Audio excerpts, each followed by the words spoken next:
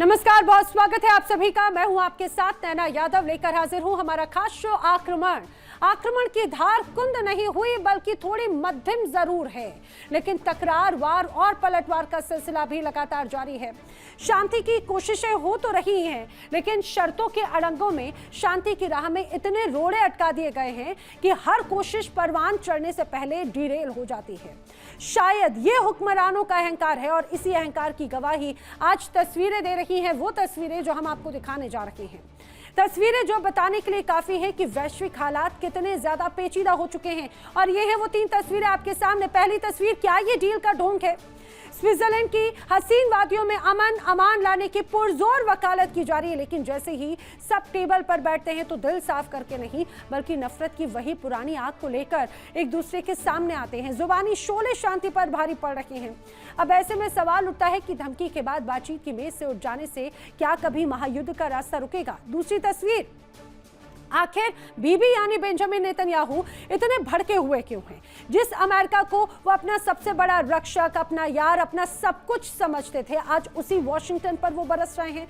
उनकी नीतियों की खुलकर धज्जियां उड़ा रखी हैं। क्या नेतन्याहू अब एकला चलो रे की नीति पर आ गए हैं? और अगर ऐसा हुआ तो क्या अमेरिका के बगैर इजराइल अकेले ईरान से टक्कर ले पाएगा? और जो तीसरी तस्वीर हम आपको दिखा रखे हैं, यहाँ पर यूक्रेन के आत्मघाती ड्रोनों ने महाशक्ति रूस को डरा दिया। खुद को सुपर पावर समझने वाले व्लादिमीर पुतिन की बोलती बंद हो गई, क्योंकि इन साइलेंट किलर्स ने मॉस्को का चैन छीन लिया है। साइबेरिया से लेकर मॉस्को तक तेल रिफाइनरीज अब ये कहा जाए धू-धू कर जल रही हैं, यानी पुतिन की महंगी मिसाइलों पर ज़ेलेंस्की के सस्ते ड्रोन भी भारी पड़ रहे हैं। ये एक बड़ा सवाल है। दिखाएंगे आपको आक्रमण में एक एक तस्वीर विस्तार से। और आइए बात कर लेते हैं इस समय की बड़ी वॉर ब्रेकिंग की, इस समय की बड़ी खबर। डील के बीच बेंजामिन नेतन्याहू का एक भड़काऊ बयान। जी हां, बड़ी खबर है। डील के बीच बेंजामिन नेतन्याहू ने दिया है भड़काऊ बयान। नेतन्याहू ने कहा है उनके बयान से डील अब जल्द ही डिरेल हो सकती है। दक्षिणी लेबनान से सेना कतई नहीं हटाई जाएगी, ये स्पष्ट कर रहे हैं बेंजामिन नेतन्याहू। ईरान परमाणु बम बनाने की भूल ना करे, और ईरान ने अगर ऐसा किया तो उसके परिणाम उसके सामने होंगे। ईरान को परमाणु हथियार बनने नहीं दिया जाएगा। इजराइल का रुख बिल्कुल स्पष्ट है। चलिए बढ़ते हैं आगे, बात करते हैं एक और बड़ी वॉर ब्रेकिंग की। इस समय की बड़ी खबर, एक बार फिर से तनाव जारी है। डील में लेबनान का जिक्र पर नेतन्याहू का बयान है। डील में लेबनान के जिक्र पर नेतन्याहू ने क्या कहा? उन्होंने कहा लड़ाई लेबनान से नहीं है, युद्ध हिजबुल्लाह से है। हिजबुल्लाह को खत्म करके ही दम लेगा इजराइल। खतरा खत्म होने पर शांति संभव है, लेकिन उसके पहले बिल्कुल भी नहीं। जिस तरह से डील की बातचीत हुई, नेतन्याहू की लाइन बिल्कुल क्लियर। वो कह रही है कि ये जो लड़ाई चल रही है उसमें लेबनान का रोल नहीं, लेकिन हिजबुल्लाह का रोल जरूर है। ये लड़ाई लेबनान से नहीं लेकिन हिजबुल्लाह से है, और जब तक वो खत्म नहीं हो जाता हम रुकने वाले नहीं हैं। सुनाएंगे आपको आखिर लेबनान को लेकर नेतन्याहू ने आखिर क्या कहा। Everything in our power to protect our people.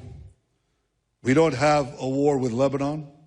We have a war with Hezbollah, who terrorizes Lebanon and seeks our destruction. And when that proxy of Iran is no longer a threat, when it's dismantled, when it's disarmed, yes, we'll have peace with Lebanon, and I look forward to signing it. By the way, Mark, I intend to be here for quite a while. I want you to know that. तो क्या deal में सबसे रोड़ा Lebanon बना हुआ है? क्या विवाद की जड़ एक तरह से लेबनान ही माना जा रहा है? आइए आपको बताते हैं डील में आखिर लेबनान को लेकर क्यों बहुत बड़ा एक की रोल माना जा रहा है। क्या विवाद सुलझेगा? बड़ा सवाल ये। स्विट्जरलैंड में ईरान अमेरिका में वार्ता हुई, लेबनान और सीजफायर पर तीखी नोकझोंक हो गई। अब खबरें तो ये हैं कि डोनाल्ड ट्रंप की धमकी के बाद ईरान ने वॉकआउट कर दिया, और कुछ देर के बाद में बातचीत जारी रखने पर सहमति बनी जरूर, लेकिन इस बीच ईरान ने चेतावनी दे दी, पहले समझौते की शर्तों पर लागू हो, एक तरह से अमेरिका लागू करे। लेबनान में इजरायली कार्रवाई पर रोक लगे, सीज फायर लागू करने में अमेरिका विफल रहा है, ईरान ने कहा। और लेबनान में हमले जारी रखने की भी बात कही गई है। समझौते पर सवाल है, अगर लेबनान में हमले जारी हुए तो ये समझौता नहीं होगा। आखिर स्विट्जरलैंड में जो बैठक हुई उसमें हुआ क्या क्या? प्रतिबंधों में राहत पर चर्चा हुई, ईरान की फ्री संपत्तियों को रिलीज करने पर चर्चा हुई, जो क्षेत्रीय तनाव है उसे कम करने पर मंथन किया गया, संघर्ष को खत्म करने के लिए बाकायदा रोड मैप पर चर्चा की गई। अब ट्रंप की धमकी से तनाव और भी ज्यादा बढ़ चुका है। लेबनान में सहयोगी समूहों को नियंत्रित करने की चेतावनी दी गई है, तो वहीं ईरान ने बयान को उकसावे वाला बयान बताया। ईरानी प्रतिनिधिमंडल ने कुछ देर के लिए बैठक को छोड़ तक दिया। इतना ही नहीं, संयुक्त तस्वीर और हैंडशेक से भी सीधे सीधे इनकार कर दिया। उसकी तस्वीरें भी सामने आई थी। अब इन सब के बीच में नेतन्याहू की खुली धमकी है। दक्षिणी लेबनान में इजरायली सैन्य मौजूदगी रहेगी, ये स्पष्ट हो चुका है। सुरक्षा क्षेत्र जरूरत पड़ने तक बना रहेगा और हर मुद्दे पर अमेरिका और इजरायल की सहमति जरूरी नहीं है, ये क्लियर कहा जा चुका है। सवाल उठता है कि आखिर डील क्या शांति लेकर आएगी? बड़ा सवाल यही। डील को लेकर बड़े असमंजस वाली स्थितियां हैं। ईरान यूएस के बीच में पीस डील हुई। वार्ता होने से दुनिया ने एक तरह से राहत की सांस ली, लेकिन कुछ घंटों बाद ही लेबनान पर इजरायल एक बार फिर से हमले और भी ज्यादा तेज कर दिए। यही वजह है कि डील के बाद भी जब बम बरसे तो सवाल उठने लगे, लेकिन वजह है क्यों? दक्षिणी लेबनान पर कई बड़े हमले किए गए। इजरायल ने कहा हमले रुकने वाले नहीं हैं, तो ईरान और भी ज्यादा भड़क गया। ईरान ने कहा हॉर्मुज़ में तनाव और भी ज्यादा बढ़ जाएगा अगर इजरायल नहीं रुका, और यही वजह है कि एक बार फिर से जंग की आशंका गहरा गई है। इजरायली मंत्री का विवादित बयान इस बीच सामने आ गया। पूरे लेबनान को जला देना चाहिए कहा गया है। हजारों लेबनानी माओं के आंसू बहने चाहिए, ये बात कही गई है उनकी। तो ईरान ने क्या पलटवार किया? ईरान ने कहा इजरायली सरकार मानवता के लिए खतरा है और तेल अवीव मौत का जुनून पाल रहा है, जो बहुत घातक होगा। और आइए रुक कर लेते हैं अगली बड़ी वॉर ब्रेकिंग की। नेतन्याहू की यहूदियों से भावनात्मक अपील है। बड़ी खबर, नेतन्याहू ने यहूदियों से एक अपील की। दुनिया भर के यहूदियों से नेतन्याहू मुखातिब हुए और नेतन्याहू कह रहे हैं उठ खड़े हो, डरना नहीं है, मुकाबला करना है। नेतन्याहू का कहना है कि लोग हमारी इज्जत तभी करेंगे जब हम खुद अपनी इज्जत करेंगे। तो एक तरह से ललकारने की कोशिश नेतन्याहू ने की है उन तमाम ताकतों को जो सीधे सीधे टारगेट करा, या ये कहा जाए कड़ा मैसेज देने की कोशिश एक तरह से अमेरिका के लिए है, क्योंकि अमेरिका में बड़ी संख्या में यहूदी रहे और एक तरह से दुनिया के तमाम यहूदियों को नेतन्याहू का ये मैसेज अपने आप में एक बड़ी चेतावनी दुनिया के अलग अलग हिस्सों को साफ तौर से दर्शाती है। आपको सुनाते हैं नेतन्याहू ने क्या कहा। But I ask you, the Jews of America and the Jews of the diaspora, to do one thing. Stand up. Don't cower. Don't be afraid. Fight back. Because people will only respect us if we respect ourselves. क्या middle east का वो अजय योद्धा जिसे दुनिया Israel कहती है, वो अब अकेला पड़ चुका है? क्या महाशक्ति अमेरिका ने इजराइल के सीने पर ऐसा जख्म दे दिया जिसकी कल्पना खुद नेतन्याहू ने सपने में भी नहीं की थी? जब से ट्रंप ने व्हाइट हाउस की गद्दी संभाली तब से वो चाल चल रहे हैं जिसने पश्चिम एशिया की पूरी बिसात पलट कर रख दी। ट्रंप ने नेतन्याहू के हाथ बांध दिए और साफ कह दिया कि हर बात का जवाब मिसाइल नहीं होती। अगर वाकई अमेरिका ने इजराइल से दूरी बना ली तो क्या इजराइल उस ईरान के सामने टिक पाएगा जिसने हालिया जंग में उसके अभेद्य आयरन डोम की धज्जियां उड़ाकर रख दी थी? दिखाते हैं आपको तेल अवीव से यरूशलेम तक हड़कंप मचाने वाली विस्फोटक रिपोर्ट।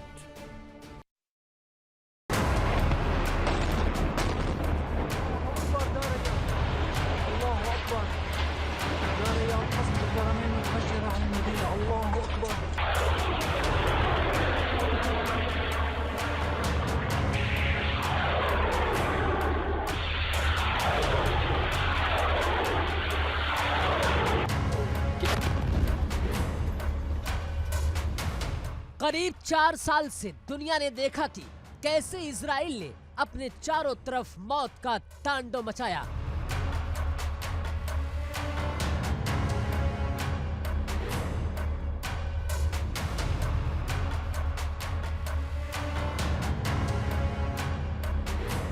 हमास को मिटाने के नाम पर गाजा को मलबे का ढेर बना दिया। हिजबुल्लाह को कुचलने के नाम पर बेरूत को खंडहर में तब्दील कर दिया।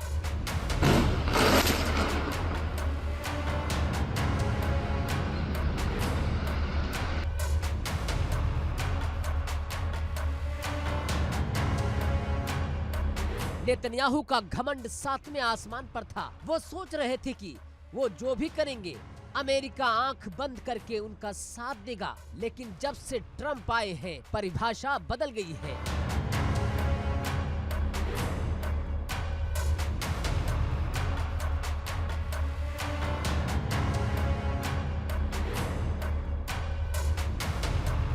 ट्रंप ट्रंप ने इजराइल के उस अभेद्य किले की नींव हिला दी जिसे वो अपनी जागीर समझता था। G7 की बैठक में ट्रंप ने जो कहा उसने नेतन्याहू के पैरों के नीचे से जमीन खिसका दी।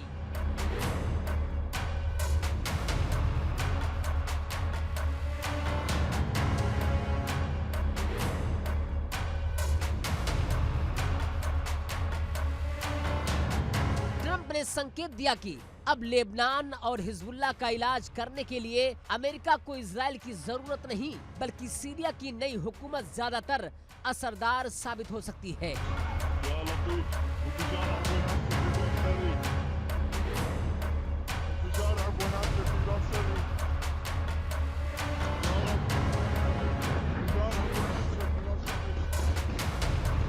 ये नेतन्याहू के चेहरे पर वो राजनीतिक तमाचा था जिसकी गूंज से पूरी मोसाद सन्न रह गई।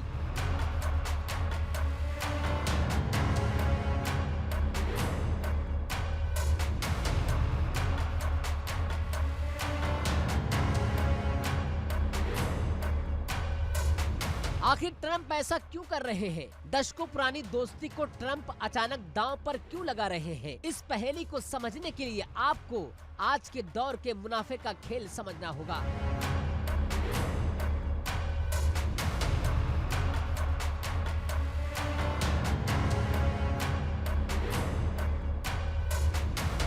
अब आते हैं उस सबसे बड़े और यक्ष प्रश्न पर। अगर अमेरिका ने अपना हाथ खींच लिया, अगर वाशिंगटन ने बैकअप देना बंद कर दिया, तो क्या इजराइल ईरान से जंग जीत पाएगा?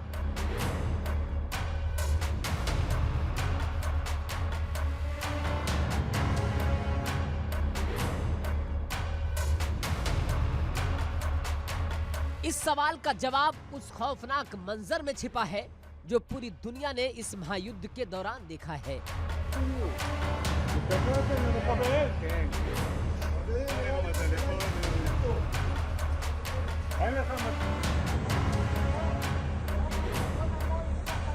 जब ईरान ने अपनी हाइपरसोनिक मिसाइलों का रुख इजराइल की तरफ किया, तो इजराइल का वो घमंड जिसे दुनिया आयरन डोम और एरो डिफेंस सिस्टम कहती थी, वो तिनके की तरह बिखर गया।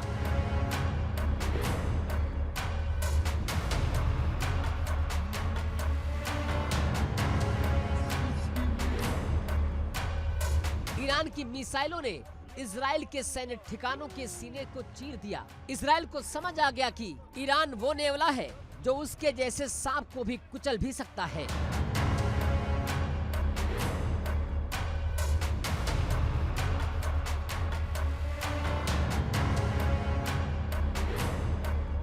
ईरान ने जंग के मैदान में जो हश्र किया, उसने इजराइल की मिलिट्री एलीट को डरा कर रख दिया।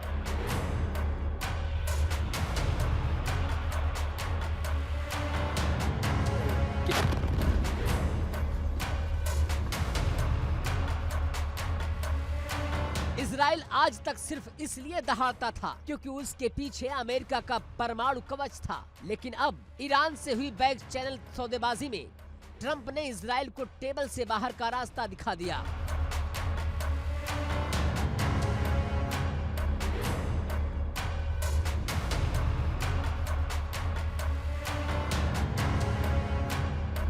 डोनाल्ड ट्रंप संदेश दे चुके हैं कि हर बात का हल बारूद नहीं, संवाद भी होता है।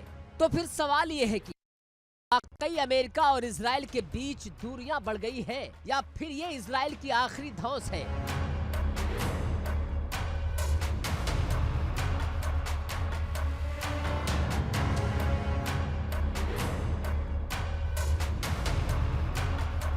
हकीकत ये है कि नेतन्याहू इस वक्त अपनी जिंदगी के सबसे बुरे राजनीतिक संकट से गुजर रहे हैं।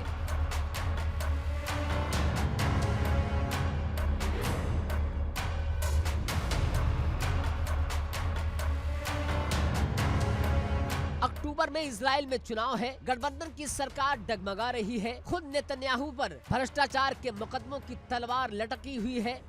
ऐसे में नेतन्याहू के पास अपनी कुर्सी बचाने का सिर्फ एक ही रास्ता जंग को जिंदा रखना है।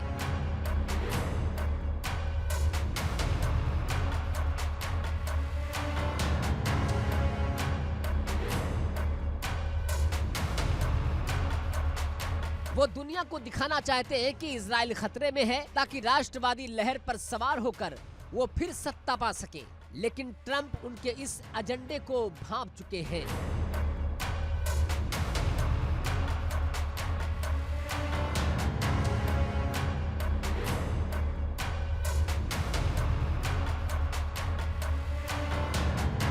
ट्रंप एक एक करके नेतन्याहू के सारे मोहरे मार रहे हैं। गाजा पर ट्रंप का स्टैंड अलग है, ईरान पर अलग है, और सीरिया पर तो उन्होंने खेल ही पलट दिया।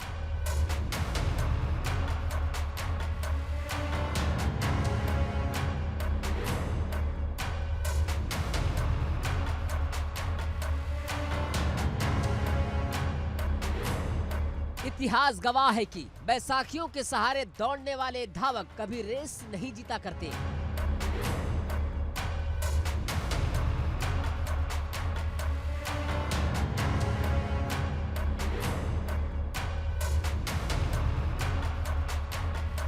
इजराइल ने दशकों तक अमेरिकी हथियारों, अमेरिकी डॉलर और अमेरिकी वीटो के दम पर मिडल ईस्ट में अपनी धौंस जमाई। उसने फिलिस्तीन को कुचला, लेबनान को दहलाया, सीरिया पर जख्म दिए। लेकिन जब सामने ईरान जैसी बड़ी ताकत आई तो इजराइल की रीढ़ की हड्डी कांपने लगी।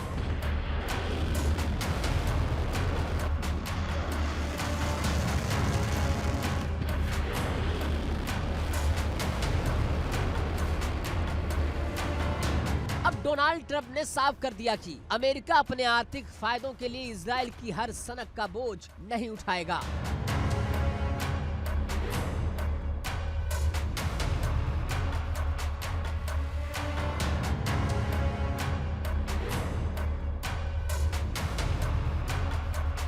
अगर नेतन्याहू ने अपनी जिद नहीं छोड़ी, अगर वॉशिंगटन से टकराव का रास्ता चुना, तो ये जिद इजराइल को बहुत महंगी पड़ेगी। क्योंकि बिना अमेरिका के ईरान के सामने इजराइल का टिकना नामुमकिन नहीं तो बेहद मुश्किल जरूर है।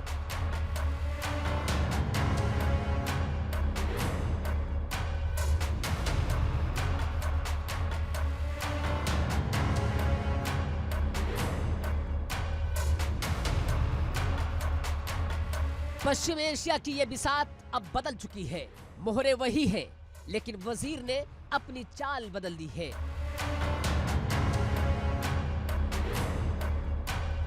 Bureau report, India daily.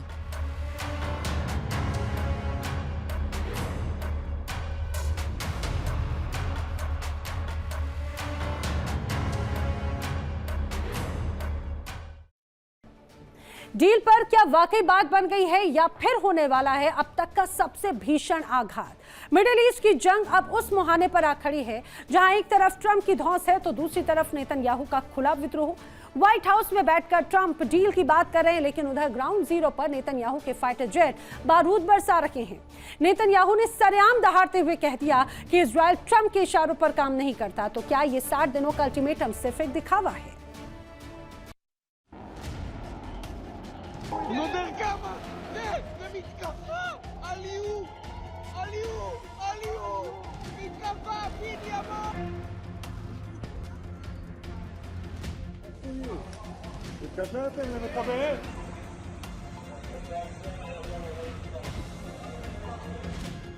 Washington से लेकर तेल अवीव और तेहरान तक इस वक्त शह और मात का वो खेल चल रहा है जिसकी बिसात खुद ट्रंप ने बिछाई है।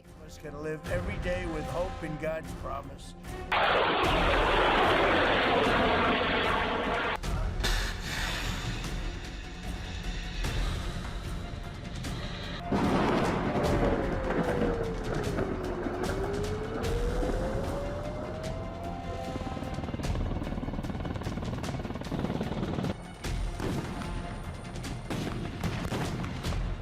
डोनाल्ड ट्रंप बातचीत की मेज पर तेहरान को अपनी ताकत की धौंस दिखा रहे हैं, प्रतिबंधों का डर दिखा रहे हैं। लेकिन खेल तब बिगड़ गया जब नेतन्याहू ने ट्रंप के शांति एजेंडे को मानने से साफ इनकार कर दिया।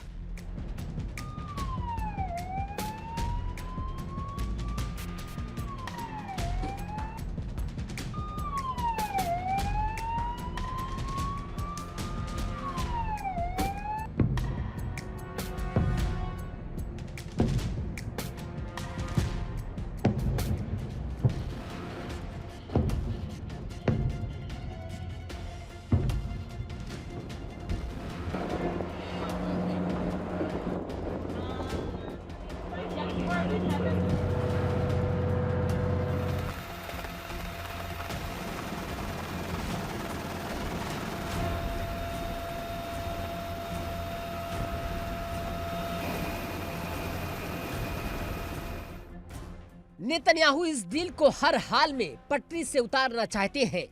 वो जानते हैं कि अगर जंग रुकी तो उनकी सत्ता की कुर्सी खिसक जाएगी।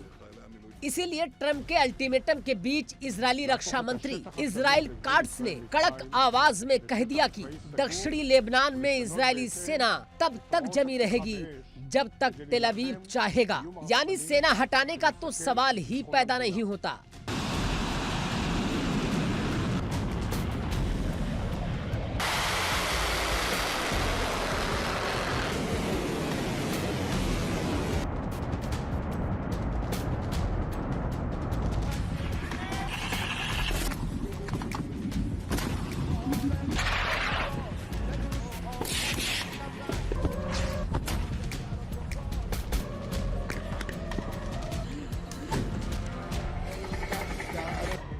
इस पूरी बातचीत में सबसे बड़ा रोड़ा आखिर है क्या?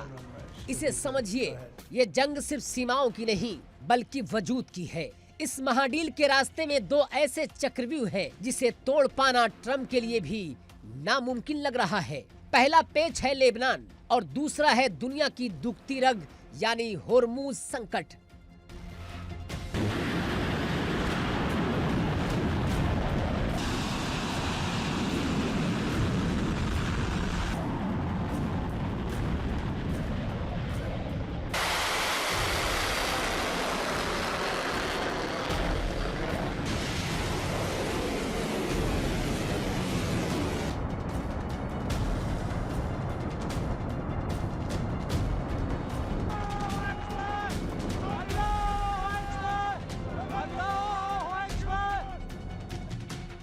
ईरान कोई छोटा मोटा मुल्क नहीं है जिसे ट्रम्प अपनी धौंस से झुका ले।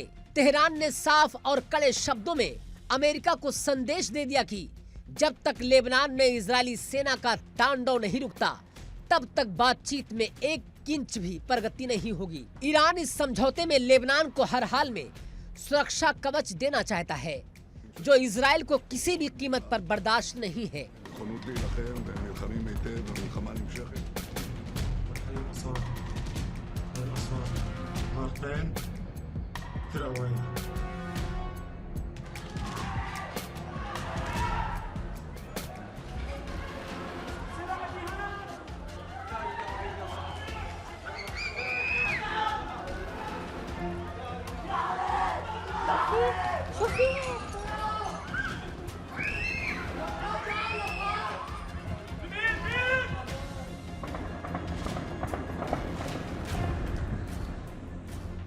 उधर हिजबुल्लाह के कमांडरों ने भी मिसाइलों के बटन पर हाथ रख दिया।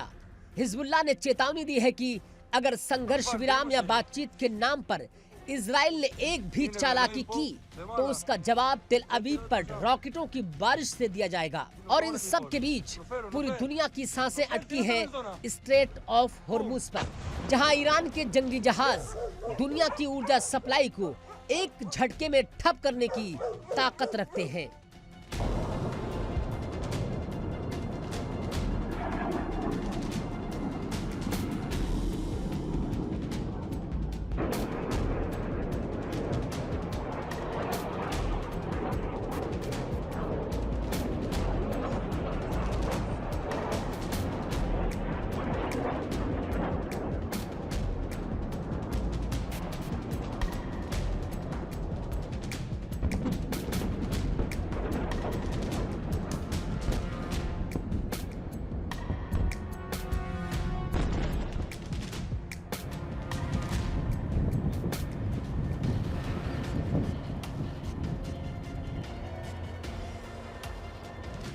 हालांकि पर्दे के पीछे खेल अभी जारी है।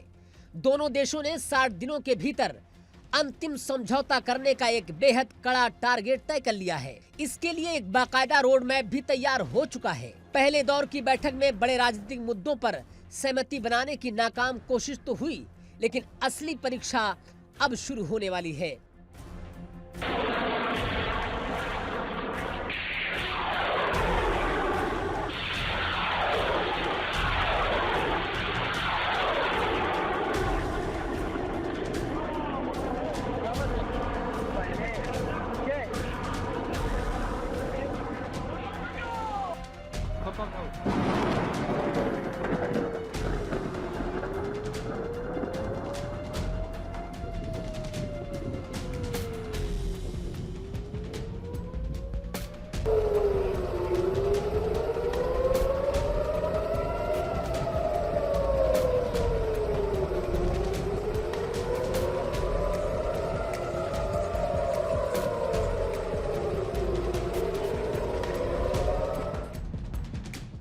परमाणु कार्यक्रम, आर्थिक प्रतिबंधों और दूसरे पेचीदा तकनीकी मुद्दों पर विशेषज्ञों की अलग अलग टीमें टेबल पर बैठने जा रही हैं।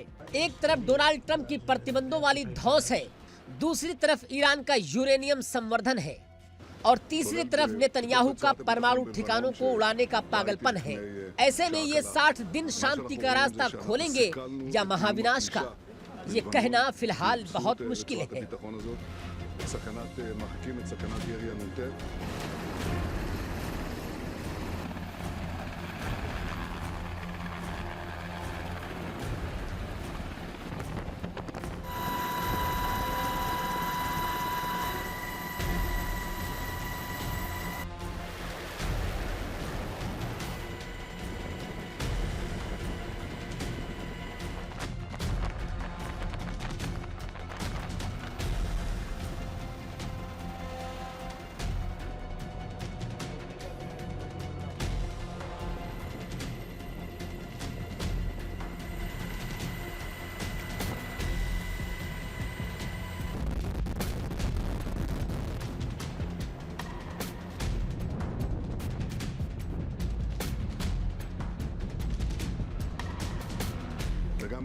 ये बातचीत की मेज पर चल रहा वो युद्ध है जहां बंदूकें नहीं बल्कि कूटनीति और धौंस की मिसाइलें चल रही हैं।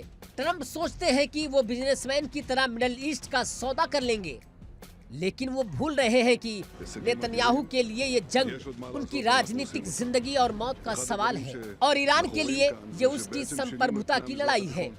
अगर 60 दिनों के इस रोड मैप में बात नहीं बनी तो अगला आघात इतना भीषण होगा जिसकी गूंज पूरी दुनिया को सुनाई देगी, क्योंकि तब जंग सिर्फ गाजा या लेबनान तक नहीं रहेगी, वो होर्मुज से होते हुए पूरी दुनिया के बाजार को तबाह कर देगी। Bureau report, India daily.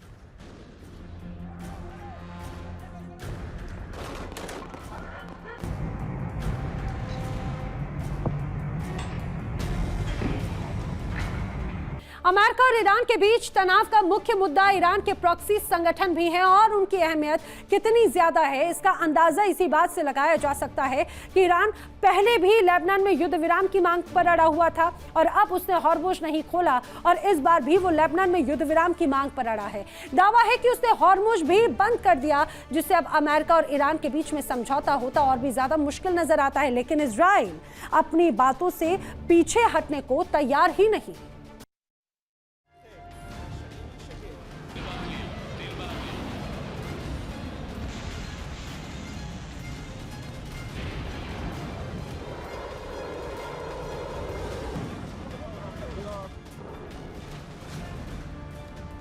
Iran के प्रॉक्सी संगठन हमेशा ही मिडिल ईस्ट और इजराइल के लिए टेंशन रहे हैं।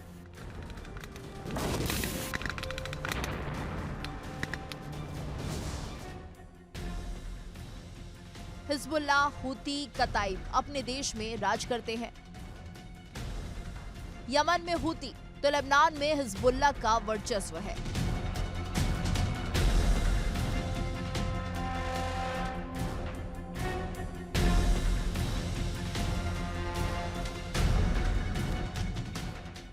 इजराइल हमास का साथ देने वाले हिजबुल्ला और हूती आतंकियों के खात्मे में जुटा है, जो ईरान को नागवार गुजर रहा है।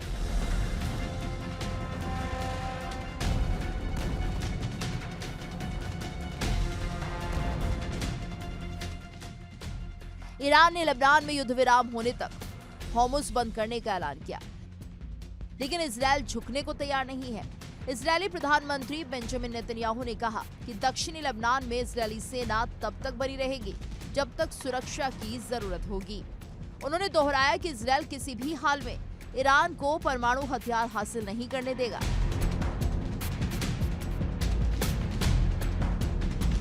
नेतन्याहू ने दावा किया कि अमेरिका के साथ मिलकर इजरायल ने ईरान के परमाणु ढांचे को भारी नुकसान पहुंचाया है।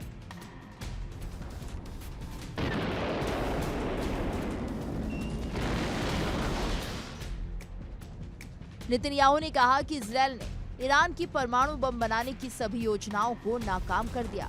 उन्होंने दावा किया कि अगर इजरायल ने ऑपरेशन राइजिंग लायन और ऑपरेशन रोअरिंग लायन नहीं चलाए होते तो आज ईरान के पास परमाणु बम होता।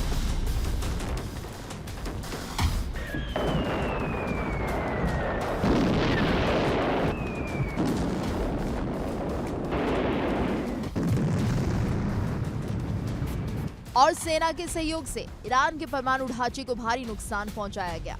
उन्होंने दावा किया कि इन हमलों से ईरान की परमाणु क्षमता काफी कमजोर हुई। नेतन्याहू ने ईरान समर्थित आतंकवादी नेटवर्क को भी बड़ा झटका दिया। अमेरिका ईरान वार्ता का जिक्र करते हुए नेतन्याहू ने कहा कि बातचीत का जो भी नतीजा निकले, इजरायल का रुख नहीं बदलेगा।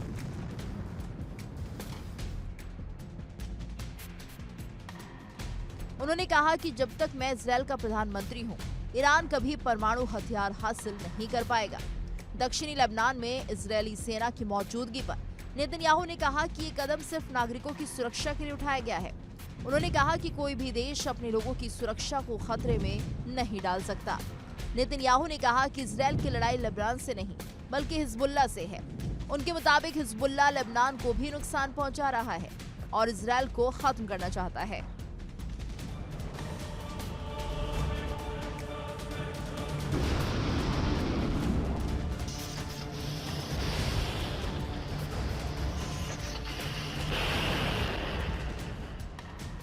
उन्होंने उम्मीद जताई कि अगर हिजबुल्लाह को खत्म कर दिया गया या उसे हथियार छोड़ने पर मजबूर कर दिया गया तो भविष्य में इजरायल और लेबनान के बीच शांति समझौता हो सकता है। उन्होंने कहा कि वो ऐसे समझौते पर हस्ताक्षर करने की उम्मीद करते हैं। इस बीच इजरायल डिफेंस डिप्लोमेसी और डील वाले फॉर्मूले पर काम कर रहे थे, लेकिन लेबनान में बमबारी नहीं रुक रही है।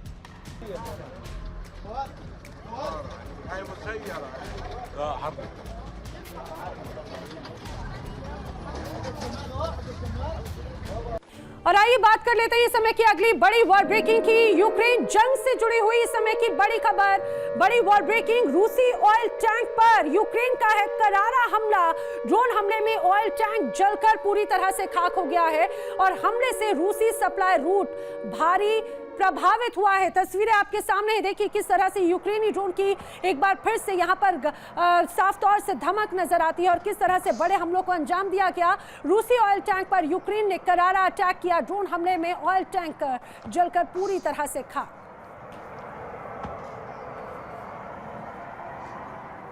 सवाल यह है कि यूक्रेन इस वक्त इतना घातक आखिर क्यों है? यूक्रेन का घातक हथियार क्या है, आइए आपको बता देते हैं। दरअसल रूस की ट्यूमिन रिफाइनरी पर ड्रोन अटैक हुआ है और यूक्रेन से 2000 किलोमीटर की दूरी पर अटैक हुआ। रूस पर अब तक का सबसे बड़ा हमला एक तरह से किया गया। फायर पॉइंट कंपनी के मॉडल 2 ड्रोन से अटैक की खबरें एक तरह से सामने आ रही हैं। एक और बड़ी वॉर ब्रेकिंग, रूस यूक्रेन जंग पर ज़ेलेंस्की ने किया है बड़ा दावा। बहुत बड़ा हमला कर सकता है रूस, ये ज़ेलेंस्की दावा कर रहे हैं। ज़ेलेंस्की ने कहा यूक्रेनी लोग अब और भी ज्यादा सावधान रहें, मॉस्को पर हमले का बदला लिया जाएगा और आने वाले वक्त में और तस्वीर भी भीषण हो सकती है। ज़ेलेंस्की अब जनता को कह रहे हैं अलर्ट रहने की जरूरत है, बड़ा हमला कर सकता है रूस। क्या पुतिन हारने वाले हैं? क्या ज़ेलेंस्की रूस के सीने पर ऐसा जख्म देने जा रहे हैं जिसकी कल्पना खुद क्रेमलिन ने नहीं की थी? रूस यूक्रेन जंग अब उस मोड़ पर आ चुकी है जहां पुतिन का घमंड टूट रहा है और यूक्रेन के ड्रोन रूस के कई 100 किलोमीटर अंदर घुसकर तबाही मचा रखे हैं, जिससे पूरी रूसी सेना लॉजिस्टिक लॉकडाउन में आ गई। आखिर कैसे ज़ेलेंस्की का यह नया ड्रोन युद्ध पुतिन की बेबसी की वजह बन गया, देखिए रिपोर्ट।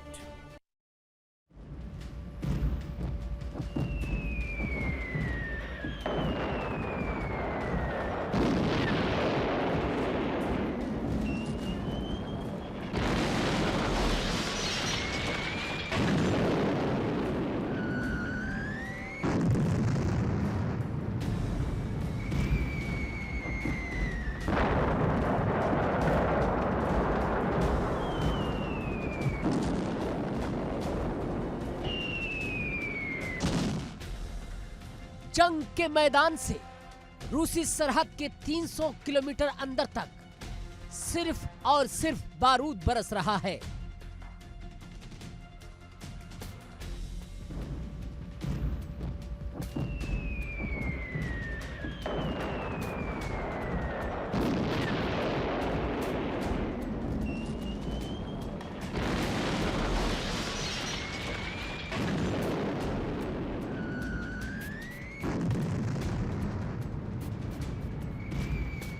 यूक्रेन ने एक ऐसा खौफनाक ड्रोन दस्ता तैयार किया जिसने रूसी सेना के होश उड़ा दिए।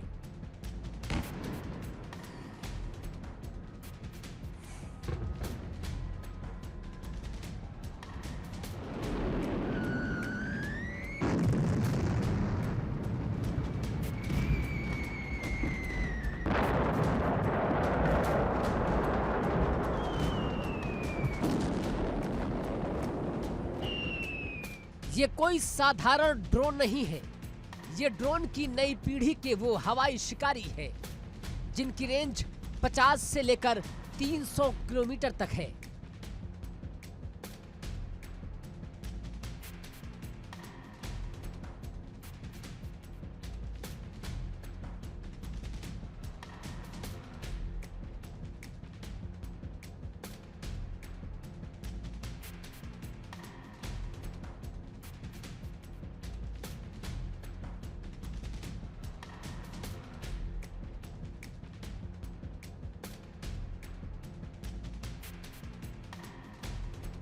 जरा करीब 4 सालों से चल रही इस जंग में यूक्रेन ने पुतिन को वो जख्म दिए जिससे पूरा क्रेमलिन करहा उठा है।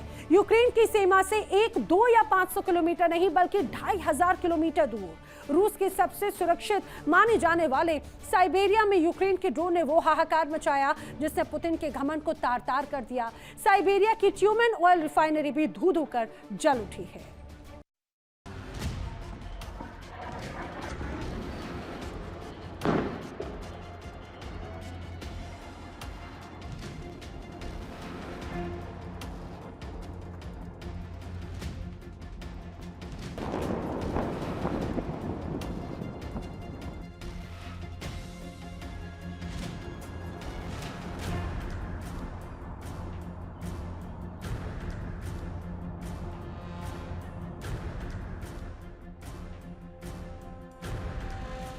आसमान से गिरा यूक्रेन का काल और रूस का वो इलाका दहल उठा जिसे पुतिन सबसे सुरक्षित समझते थे।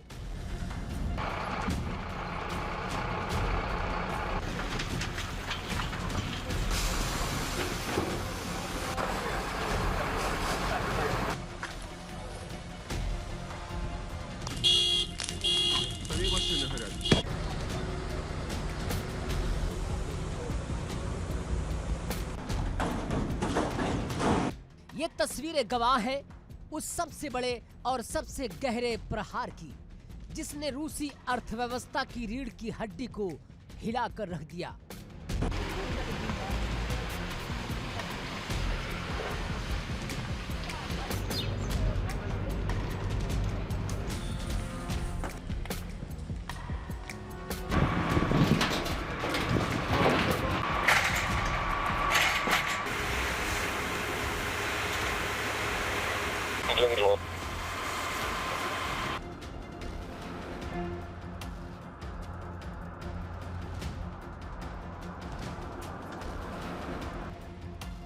यूक्रेन की सीमा से 2500 किलोमीटर दूर साइबेरिया के ट्यूमेन ऑयल रिफाइनरी पर यूक्रेन ने अब तक का सबसे घातक ड्रोन हमला किया।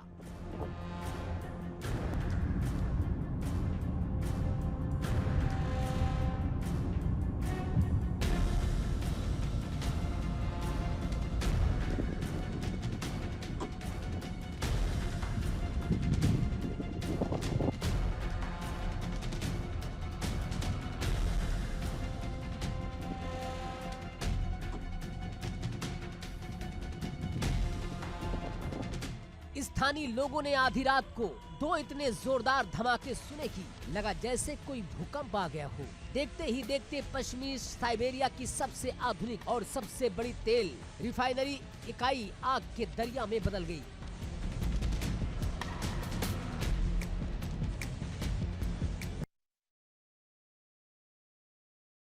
लेकिन देश दुनिया की तमाम खबरें आगे भी जारी हैं। देखिए इंडिया डेली 24/7 अब आपके स्मार्ट टीवी पर। इंडिया डेली मौजूद है सभी डिजिटल प्लेटफॉर्म पर लाइव और लगातार। इंडिया डेली 24/7 हर दिन राष्ट्र को समर्पित।